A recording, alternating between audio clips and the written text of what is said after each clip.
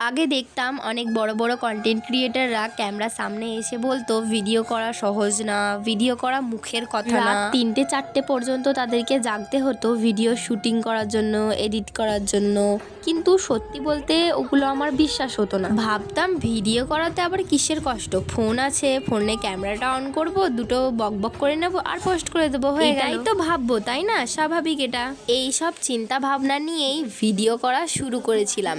এখন গিয়ে টের পাচ্ছি যে তখন আমি কতটা ভুল ছিলাম এবং কতটা ভুল ভাবতাম। এটা হয়তো আমি একা নয়, এটা হয়তো সবাই ভাবে। কারণ দেখো, আমরা সব সময় ক্যামেরার সামনে যে মানুষটা আছে তাকেই দেখতে পাই, পিছনে যে মানুষগুলো আছে তাদের তো দেখতে পাই না। এই যে যেমন দেখো, বাদামের ভিডিওটা যে আমি বানালাম সেটার জন্য যে কত কিছু যে আমাকে করতে হয়েছে সেটা বলে বোঝাতে পারবো না। সে সব কিছু ঠিক আছে, কিন্তু তোমরা যখন ভিডিও দেখে এইভাবেই চলে যাও তখন আরো বেশি কষ্ট হয়। একটা লাইক করে দিলেই তো মানুষটা খুশি হয়ে যায়।